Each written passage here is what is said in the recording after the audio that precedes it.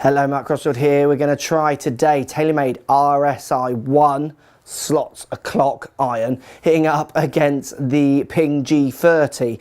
So maybe one of the most famous kind of stable clubs on the market. Let's have a look at the two clubs, talk a little bit about mishits, let's talk about performance. We've got Titleist Pro V1X balls down here on the floor, my gaming ball. We've also got my GC2 HMD, so we can look at some real ball data. Let's show you how these two clubs match up. Let's get stuck in.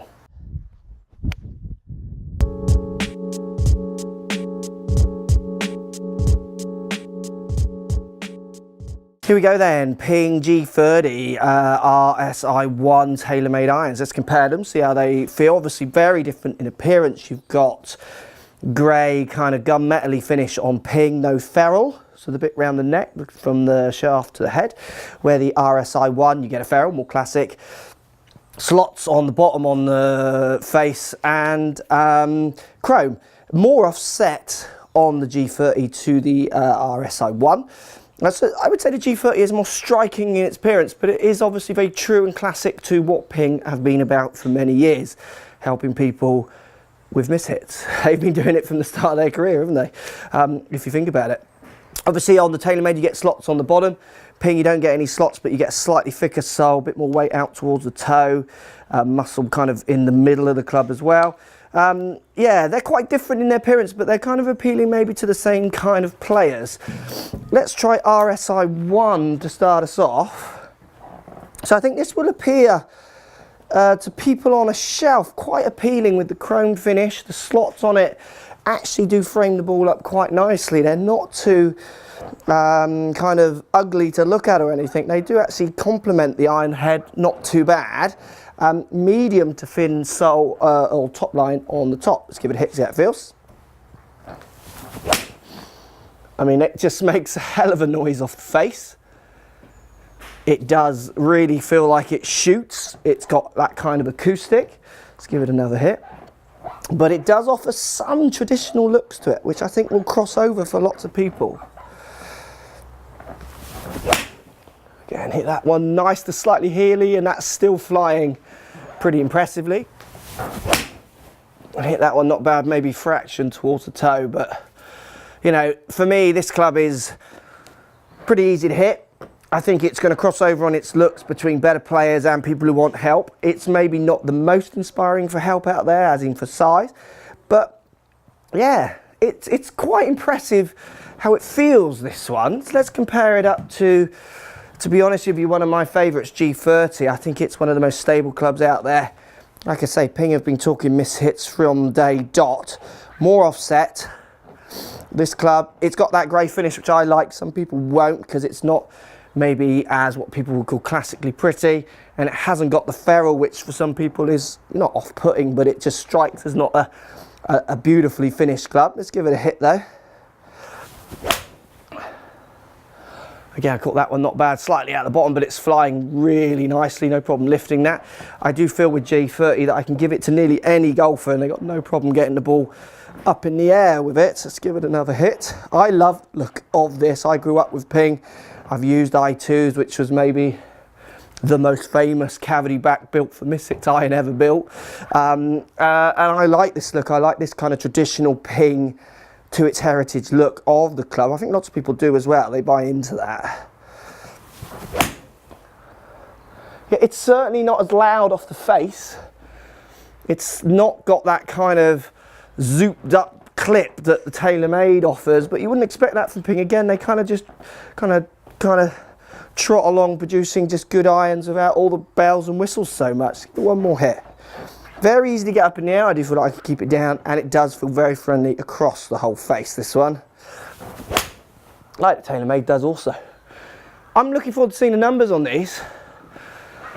Is there going to be a particular difference? I'm really intrigued to see if there is, to be honest. It's going to be so horses for courses when you're picking that on looks, because they look very different. I would go Ping, but that's because I've got Ping, that look in my kind of heart, but I could see why people think RSi1 is maybe looking prettier and more classic. Let's have a look at the numbers and see if they would sway your buying ideas between G30 and RSi1 in any way. Let's check these numbers out. Right guys, numbers time. TaylorMade RSi1 hitting up against Ping G30.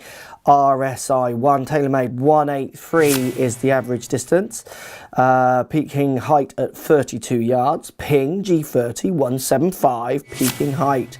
Got a misread on the height there, but they're peaking height at 34 average. Interesting, 5, 6, 7, 8 yards difference between TaylorMade and Ping on those ones. So for me on those two tests, the TaylorMade is going further. The TaylorMade is half a degree stronger static loft. So there's a little bit of the answer in there for me straight away. Why is the Ping going a little bit higher? Well, look at the spin. 6-1 I was spinning those with the Ping. We're down at 4-7 with the TaylorMade. So it'd be interesting, actually, if I did another test to see if those spin numbers stay, because they're very, very different. Other thing to think about as well, with the Ping, it's got a little bit more offset, I would argue, which might help push that ball up a little bit higher. A little bit more spin, a little bit more height. I did launch it at 17.5 down to 16.6 from TaylorMade, so almost a degree higher with the G30, which I can only think of is it's me when I'm testing, or it's that little bit of offset is introducing maybe a little bit more loft in the Ping, which is why we're getting more height, a bit more spin and dropping back in those distances. For me, both of those clubs felt and looked like they performed the same. I didn't particularly see any more height out of the Ping. I do feel like I can get more height out of the Ping. I feel like if I had it went over a tree, the help of offset and the kind of chunkiness of its appearance makes me feel like I could get it up higher on the nose test I could see.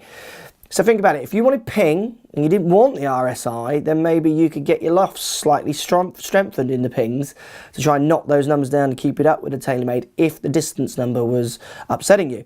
If you just wanted distance on those two tests, for me, I would have to go RSi, but I would certainly like to delve deeper in a fit to see if I could move those numbers and if they're true to me hitting maybe more shots to see if those averages stay as they are. Interesting numbers. Again, one other thing actually with the slots to club with no slots. The thing for me, you got to remember, Ping, the company Ping was founded on trying to help people hit better shots, certainly on the mishits. They almost invented the cavity back iron. The whole mishits concept is nothing new. Ping did it at day one when they founded their company. 2 yards difference in the shortest hit to the longest hit, RSi.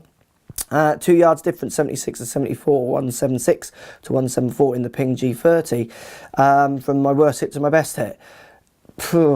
I'm not seeing those slots, guys, doing much apart from giving you visual tech that ties into their taglines. I'm not saying they're bad.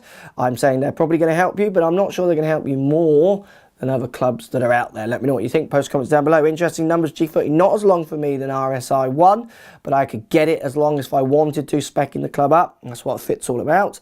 I think for mishits, which is where the big campaign is, you got to remember Ping have been talking about mishits since day one of their golfing life as a company.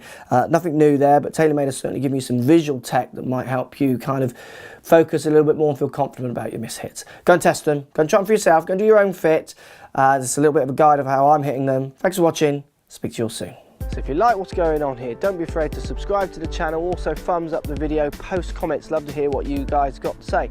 Let's keep it social. The more we talk, the more we share, the easier this game will get for everybody.